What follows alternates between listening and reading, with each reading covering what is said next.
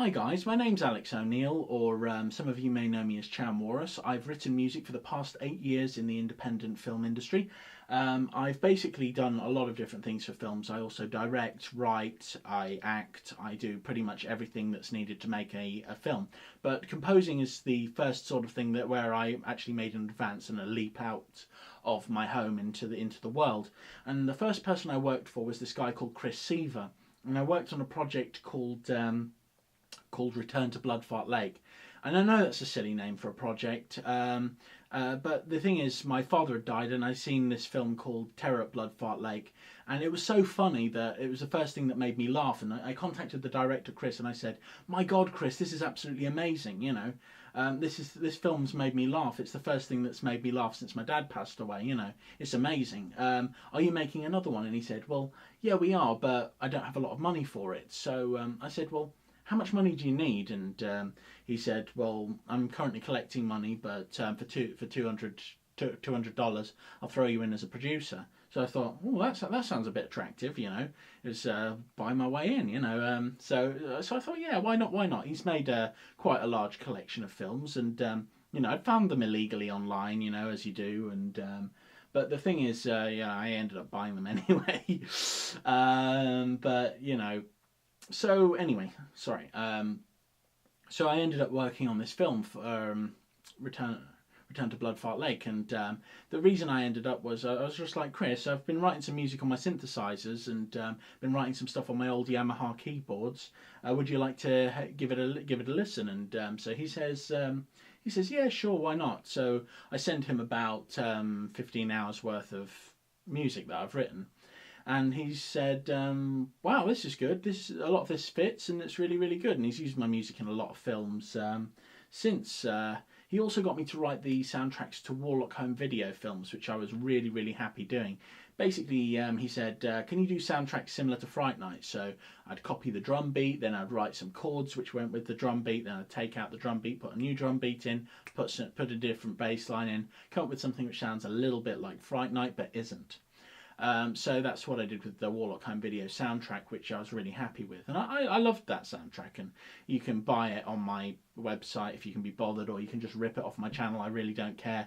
If anyone's interested in my music, they can just take it, you know. It's not like I get paid at all for anything. Sorry, it's been a long day. I've been talking a lot, so that's going to happen probably a couple of times. Anyway.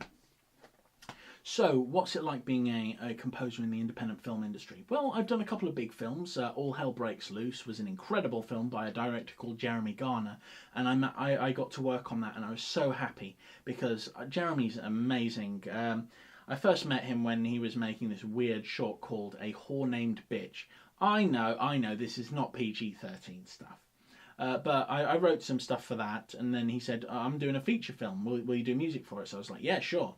And currently coming up with different things and ideas for a film of his called The Cemetery People. I'm not sure whether I'm still composing for that or not, but, you know, I'm composing in hope. So I'm really looking forward to it, and he's got some incredible actors in it. Another good one I've done was dead good films like She's Dead. I really loved writing the soundtrack for that because I wrote a different theme for all the different characters and then threw them around. One soundtrack actually that I really, really loved, and I'm going to put it along at the end of the video if I can find it, is a soundtrack I did for one of my friend Torin Langen's films, which I don't know if it ever got made, but anyway, that will be on at the end of this video. I will put a little skippy thing if YouTube even allows that stuff anymore. So that you can get through to it. But what's it like? What advice can I give after all of these years? Well, the first piece of advice, which is the most useful probably, is get a contract with people. If you get a contract, it doesn't matter what kind of agreements you got on Facebook, on email, whatever, you need a signed contract just saying, I, signed name, will give you this amount of money for writing music for this film, because the amount of films that I've written music for that haven't been paid for is ludicrous, absolutely ridiculous, and it really, really upsets me because you know, I need the money. You know, that's one of the problems with working in the industry. You always need money. You need to spend money to make money, if that makes sense. For example, if I need a new like Roland Geyer because one of my mates has kind of disappeared mine, Yeah, we all know who you are, don't we? But anyway, if that happens, for example, then what you want to do is you need to buy new equipment. Like I borrowed an Ovation a while back, and I've borrowed a microcorg as well. I've lent another one of my microcorgs off permanently to one of my friends because I got badly electrocuted and my hands don't work 100%, and it makes me really angry when I'm trying to play instruments. But I've got a couple more keyboards coming in, which I bought this month. I got some nice retro ones, which is great. I love retro keyboards because they're just so fun to play with, Anyway, starting to ramble. So yeah, get yourself a contract. That's really important. Make sure that you get someone sending you money on PayPal immediately. You want half before, half after. That's good if you're buying it in a bulk sum. Either that, or if you're going to be writing music for someone, you say, all right, if you're going to pay me hourly, pay me by the minimum wage or whatever, so they will pay you, say, $7.50 an hour or something like that, and you'll say, I've worked on it 3 hours today, I've worked on it 2 hours today, etc. And you should never lie to people about it. Always give them an honest answer on how long you've been working on music, if you are working in these terms, because it is important, honesty in the industry. And a lot of people betray each other in the industry, which I think is really sad. Now, I've not been paid for a lot of the projects which I've been promised payment for, which is kind of sad, but I don't really bother chasing it up because I've got too much on most of the time. I mean, that's why I don't make constant videos anymore. It's because I'm so busy with my life. I work in advertising now. You'd think I'd be able to sell myself better on Plenty of Fish, wouldn't you? But anyway, yeah, stupidity aside, it's a hard, cutthroat world out there. There are so many good composers, and most of the composers that I come across are much better than I am, which is kind of a kick in the teeth for me, because I want to be the very best, but I don't even bother trying really to be the best. At the moment, I'm going through this weird musical drought because I can't really figure out what to do for this film. I've got this film which is in German, and whilst I can kind of get what's going on most of the time, it's really hard to write for because I just literally don't know what to do. It's like I can do some parts and then I've got to go back because the music doesn't fit with the rest of the score. It's a really, really hard nightmare score, and I'm so grateful for you, Daniel, for hiring me to do this score. And I know that Daniel will pay me because he's a good man, one of the best. But I'm failing him completely on the score. I've literally been working on it for the past half year and I just can't get anywhere because I just can't figure it out, which is really, really stressful if you're a filmmaker or even a composer. Because the thing is, as a composer, it's like you go out, you watch something, and you're like, okay, so I'll watch Terminator 1, that see if I get the score for that. In fact, the score which works best for it, actually, I found, was the score for Troma's War by Christopher DeMarco. He's an amazing guy. Chris DeMarco is, I don't know if it's Christopher, he goes by Chris. Anyway, Chris DeMarco is an absolutely brilliant musician, and I absolutely love his music. And I've layered a load of his music over, which I ripped off of Troma's War, and I've layered it over the film. And the film looks really good with that music because it's a war film. And, Chris DeMarco really gets war because he actually lived through it and I haven't. And all I can do is sit there as a person in the background thinking, God, I'm going to try and copycat some of this and see if I can make it work. But I just don't have what Chris has got when it comes to this sort of thing. So at the moment, it's just taking a long time to do. I mean, scores are hard for films. I mean, if you are a composer and you're starting off, what you want to do is you want to get things like 2001: A Space Odyssey, rip the film, cut all of the dialogue, cut all the sound out of it, just put the film on screen, start hitting keys and seeing what you can do. Get every single student that comes up to, contact schools actually. Contact colleges, universities, find out if people are doing films. People are making films, there are film students there. Go and score their films. Use your talents to help them, bring them up, because you never know, they might remember you, come back for you.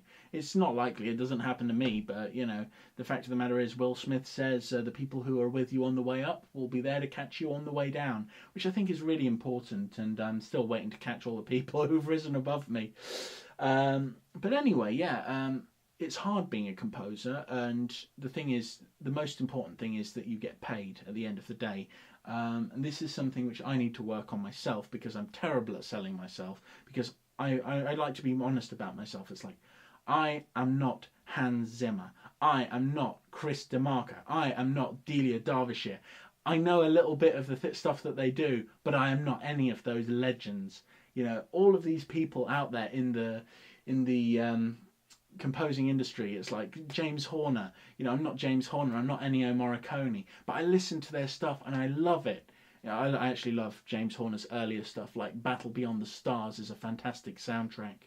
You know, if you want to really learn about sounds, you know, making a good soundtrack, James Horner's brilliant because he copies, steals and plagiarizes off of everybody, and he does it in such a brilliant way that he never really got, I don't think he ever really got sued for it, but he uses sound in such a beautiful way, and what he does is he twists new stuff into it and he makes it his own. So even though he's like taken ideas and inspiration from other writers, you know, he's adapted. I mean, like I believe the soundtrack to The Wrath of Khan was absolutely incredible because of just the sheer amount of effort that just went into that film, you know. And it's not easy, because it's not easy basically doing that kind of thing. I mean, to create a really, really good soundtrack and to actually have that level of malleability and diversity, which is required. I mean, look at Hans Zimmer. You've got The Lion King on one hand, and then you've got Inception, which has got his probably most well-known piece, Time, in it. And you look at the amount of diversity there. And to be honest, I don't really like a lot of Hans Zimmer's modern music. I prefer his older stuff. I still remember when he was working on Doctor in Distress, which is a beautiful little number. I know I wasn't around when it was being made, or recorded, should I say. Actually, it might have been. It was in the 80s, so it could have been. But, you know, basically, I still know that he was involved in that, which is really, really cool. Then there are people like Jan Hammer, can't pronounce it, sorry if you ever watch this, which you won't, who basically, you know, the amount of work going into Miami Vice, seriously, just constantly going. I mean, there's an incredible composer. If you like anime, you know, Bruce Faulconer's music for Dragon Ball Z is absolutely fantastic.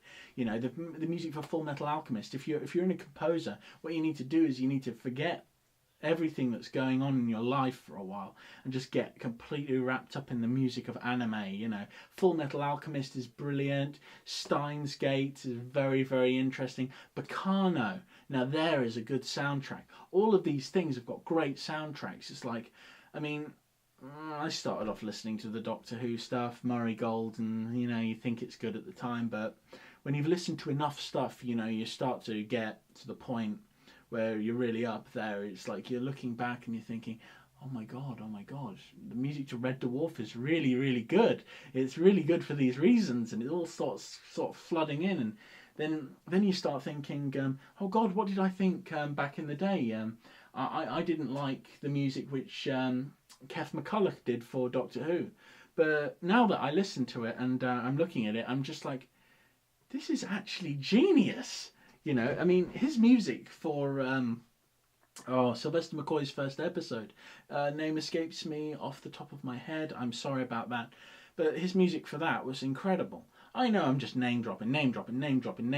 That's kind of very, very important actually for you. I mean, if you really care about it, you'll go and get a notepad and sort of jot down names of great musicians. I'll just put them in the description.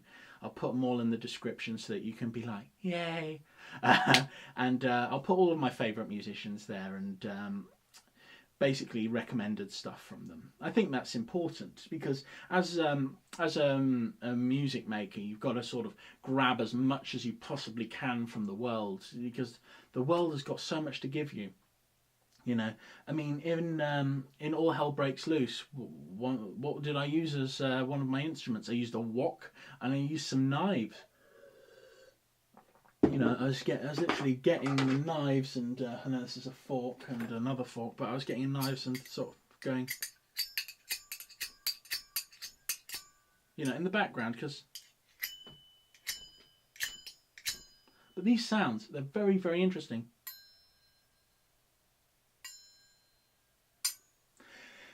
Anyway, you probably don't find that interesting, but it's amazing what you can use to make soundtracks for a feature film. I mean, you could use, for example, a gun! It's not a real gun, but you can make a good sound by doing that. I don't know if you can hear that. I don't know if my mic's picking it up, so I'll stop making weird sounds for you. But also, another sort of thing is, one of the films I did music for was called Mr. Rape's First Date, now renamed to MRFD after Disney turned me down for a job because of the name of the film. Thanks, Disney.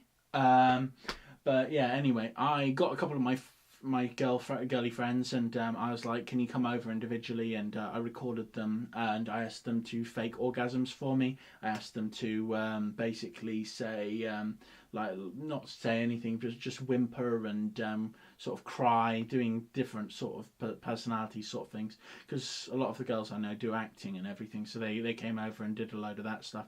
I blended it together into this soundtrack that sounds like an aeroplane taking off, and that was really, really interesting. And because what I did is I was stretching the sounds, twisting the sounds, bending them around, doing all sorts of cool gubbins. And you guys who are watching, who are potentially composers, etc., you'll kind of understand what I mean when I'm like twisty, bendy-fying, twisting the sound around and stretching it out and crushing it back together.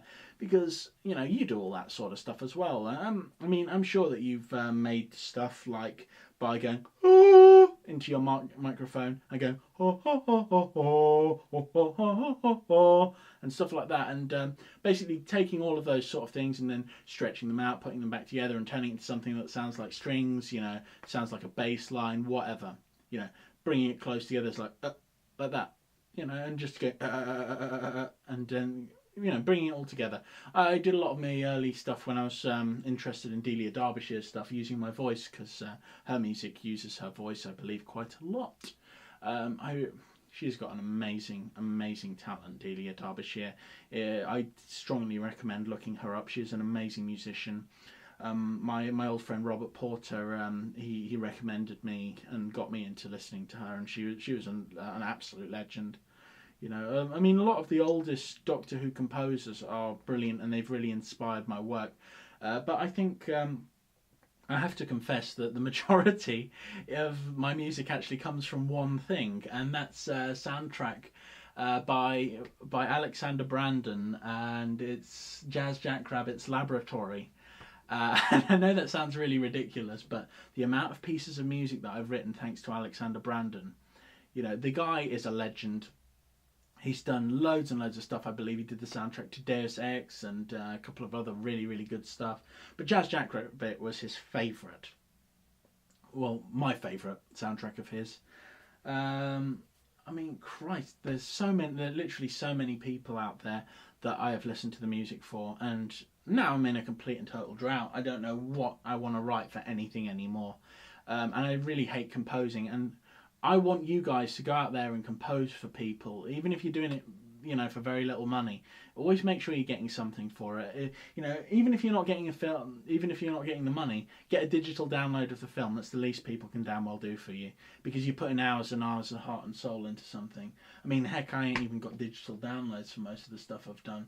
I've got a very, very small collection, which really sucks, because I would want more. I'm someone who likes to show people things, and it's like, if you show someone a film that's really good, then they might buy it, other people might buy it. It sort of goes on. That's how films spread. It's how they grow in the independent film industry. It's because people are taking it and showing it to people. People are illegally downloading it on the internet and showing it to people. People are sending illegal links to people and everything, and then someone thinks, I'll buy that on DVD because it'll be slightly better quality, and I quite like that film, or whatever. But I mean, hell, no one likes my stuff. I mean, I create crap with my cameras, But I think that's important. It's important to create crap in this world, because if you're not creating crap, then what's the point in doing anything? I know that I kind of ramble, and that a lot of what I say may not be getting through or not be making sense. And you might be wondering to yourself, why the hell am I watching this video? This guy has said nothing in the past 50 minutes, because that's what it feels like I've been saying. But I don't know. The independent film industry is odd. You need to go out. You need to reach out and contact people. You go on, sign up on Facebook and go into all the filmmaking forums saying, "Do you need a composer? I've done this. This is a piece of music I've written." contact people. Eventually you'll get someone who's like, yeah, write a piece for my music for the film. I'll put your name on it, stuff like that. And that'll be something, You'll start getting credits, then you can say, oh, look at me, I've written over 120 film soundtracks, I'm very, very famous. And that can go on your Plenty of Fish profile or your Tinder, and then the girls will wonder why you're completely friggin' broke. But yeah, I'm broke. I don't make money out of this. I've been doing it for 8 years. It's really hard, and when you're paying for stuff like synthesizers, you're paying for like Fruity Loops. I use Fruity Loops. Fruity Loops is legendary stuff. Logic is crap. Anyone who uses Logic, you need to get on Fruity Loops, because Logic sucks. It really, really sucks. You can write 50 songs in Fruity Loops in the time that it takes you to write one piece in Logic. Logic's got some great sample libraries and stuff, but not worth it. But yeah, when you're actively paying for stuff, it's like I paid for all of my equipment. I paid for this camera, which cost me 3.5 grand. I paid for that lens, which cost me 600 quid. This camera cost me 1600 when I first got it. This lens cost me 475, I think it was. This camera and the microphone and everything else, that cost me a couple of grand. I've spent over 16 grand in lenses. It's like this one here is... that one cost me like 290, I think it was, when I got it. Recording software, that costs you money as well. You want to go out, you want to sample some stuff, you need to pay out for your recording software. And people expect you to do a soundtrack for free. And you probably can if you've got your university's assistance. But whatever you do, you need to, if you're recording, watch your peaking. Peaking is really important. If you've got the sound peaking, what you need to do is just reduce it. It is hard being a composer in the independent film industry. It's really, really hard. Even if you've got like a huge background like I have, and I don't really approach people and say to them, hey, I'm amazing. It's like, hey, I'm a bit of a hack, I'm a bit of a noob, I can make music for your film, I'll do that. Because generally I do that when I really like a project, but I don't like making music anymore. I really hate it because I've just written so much of it. I've done over like 300 versions of the Doctor Who theme. How sad is that? How each version probably takes you like 5 to 10 hours, and you're just thinking, oh my god, how much of my life have I dedicated to this? And then you look at your League of Legends score and you're like, oh my god, how much of my life have I dedicated to this? And then you think, actually, if I'd just gone out and done more stuff for other people, heck, I can write a decent Doctor Who theme. Well, hey. And Murray Gold, if you ever watch this, mate, you need to sort yourself out, because quite frankly there's loads and loads of people out on the internet who are doing a better job of the Doctor Who theme than you. I might not be one of them, but there's a lot of people who are, heck, my friend Robert Porter and his stuff, the music that he did for my sci-fi stuff was absolutely incredible. The guy is a genius, and his Doctor Who themes, well, they're the best Doctor Who themes I've ever heard, because he lives for Doctor Who. The guy's a genius. I can't get along with him because he just drives me up the wall, which is a shame because he's a great human being, and and I really miss him at times. Sob story. But yeah, anyway, in regards to writing music, anybody, the way I see it is if I do a musical soundtrack for free, anybody can use that musical for anything. So I put it all up on my channel. It's like, and yeah, I get a couple of quid every now and then on this channel, and that's really great. If people click on ads and they like what I'm doing, I think that's great. But I think things could be a lot better for me in terms of everything. Anyway, starting to run out of steam, get a bit tired. What can I say? If you're doing music, just work for it. Really, really work for it. Put your heart and soul into it. And another important thing, which is to do with interpersonal relationships. If people are not supporting you and you're just going out of your way to support them, don't let them influence your life too much. What you want to do is be in control of everything that goes on. You make the decisions on whether or not you want to see them, etc., or do stuff for them. I know it sounds harsh, but people who drain you and they drain your energy in your life, they take your ability to actually be a writer, a creator, someone who can write music, and any time that you waste helping them when they don't have time for you, that's not worth it, because that's expended time. It's wasted completely, and that's really, really bad. Anyway, I just want to thank you all for getting to the end, if you have got to the end. I know that there will be one or two people who actually have put me on and enjoy me ranting. I might do some more rant videos. If you want more rant videos, just put them on in the comment section. I'll look forward to reading them. And if you've got any questions, put them in that, and I'll do a questions and answers video for it. If I get more than 5, come on, get more than 5. Like and share the video if you like it. I don't know, and what can I say? And I'll catch you guys later, and here is the video which I'm really proud of, that I scored for Torin Langen all those years ago, and he allowed me to use it for like promotional purposes, and this is kind of a promotional purpose, so forgive me, Torin, for I have sinned. But you know, seriously, your work is amazing, and screw the guys who tried to screw you over, because they suck. Anyway, have a really good time, and here is the film.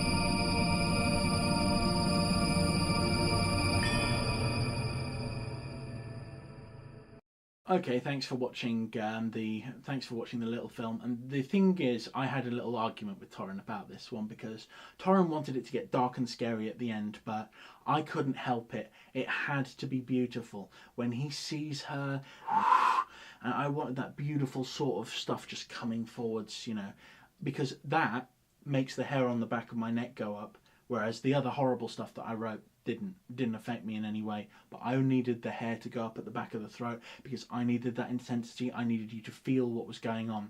And I wish you'd told me that there was going to be sound dubbed over it and you could hear what was going on, because the sound file actually came to me with nothing on it. So I only had the picture to work from. But anyway, thank you for watching this video. I hope you have a lovely day, and I will catch you later. Love you all.